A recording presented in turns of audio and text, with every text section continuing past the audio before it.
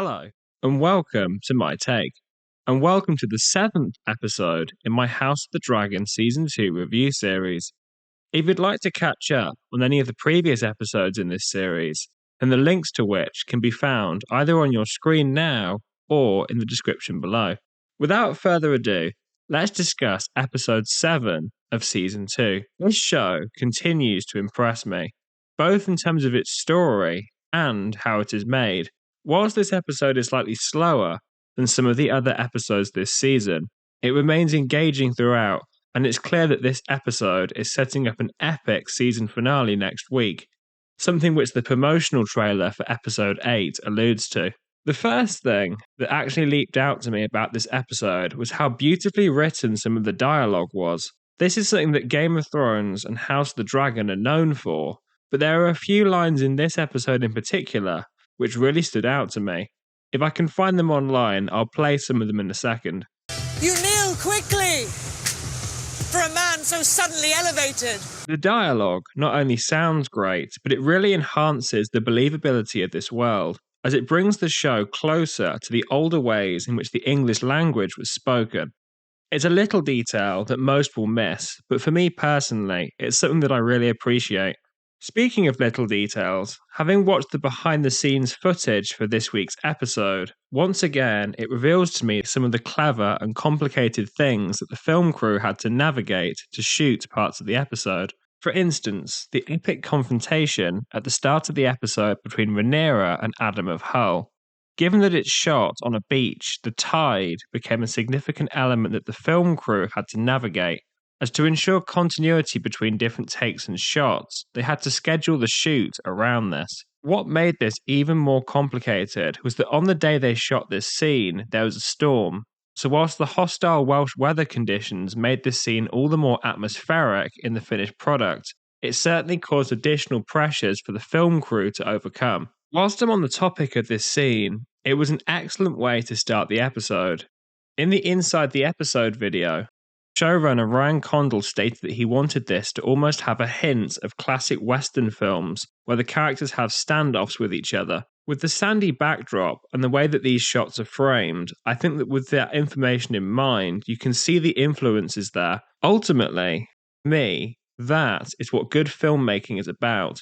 It's about learning and building on the legacy that came before you, using lots of different film and TV sources to inspire you in new ways. House of the Dragon is very far away from being a Western, but for this type of scene, using Western-style confrontations as a source of inspiration proved to be an excellent creative choice that helped enhance the scene. Whilst we're on the subject of Addam of Hull, I really like the brief moment that he has with his father, Corlys Velaryon. My lord. My lord, how you have come up in the world. Well done. Such a simple line of well done just signifies to the audience of the pride he has in his son, showcasing the bond that Corlys feels he has with him. I think the main event of this episode was the dragon sequences in Dragonstone, but it makes sense to talk about this next. This is a massive moment in the show, as following Rhaenyra's joy at the fact that Addam of Hull can become a dragon rider, it inspires her to have the confidence that she had previously lost in her plan following the death of Sir Steffan Darklyn in episode 6. Apparently, there were very deliberate attempts to make sure that the opening of these two dragon acceptance scenes felt very similar in the way that they were shot. The intention behind this was to suggest to the audience that these scenes could go down in a very similar way, and in some respects, they very much do to begin with, as Vermithor burns and eats pretty much all of those who come to try. After the first breath of fire, this scene then switches things up from episode 6, now choosing to switch to handheld camera operation, which is often a way to imbue a sense of chaos on screen, as the image becomes less stable than it is if the camera is mounted on a dolly. Once again, as I've discussed in previous episodes of this show that involve fire, the fire is all shot practically, and they continue to set more stuntmen on fire here too. I won't go into as much detail on this here, as I've already discussed this element in depth in my episode 4 and 6 reviews. However, to summarise, they used real flamethrowers as well as dressing the stuntmen in fire-resistant suits with the burn prosthetics already applied to the suits, meaning that very little to no CGI alterations need to be made in post-production to these shots of the people on fire.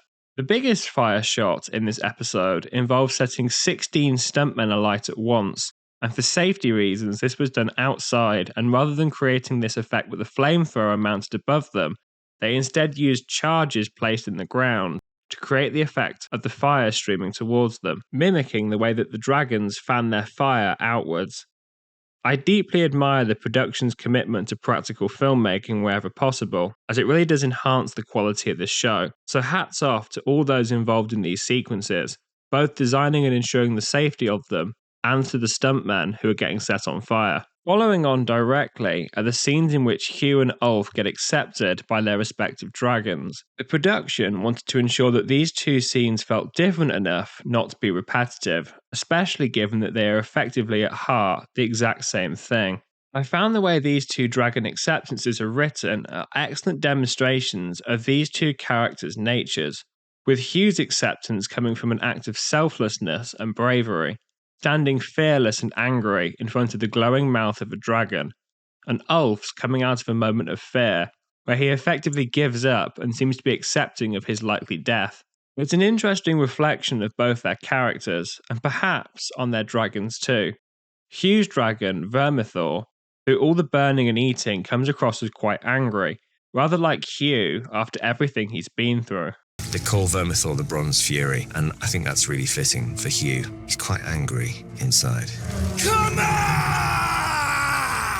Whereas Ulf's dragon, Silverwing, seems gentler from what we've seen so far, perhaps reflecting Ulf's nature. The showrunner has explained that they leave the reasons as to why the dragons choose the dragon riders that they do as deliberately vague.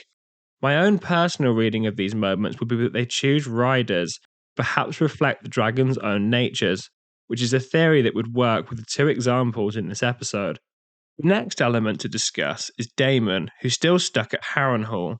The behind-the-scenes video for this week's episode actually revealed some pretty interesting details about why Harrenhal is so haunted and mysterious. That particular Godswood is unique because just across the God's Eye, there's the Isle of Faces.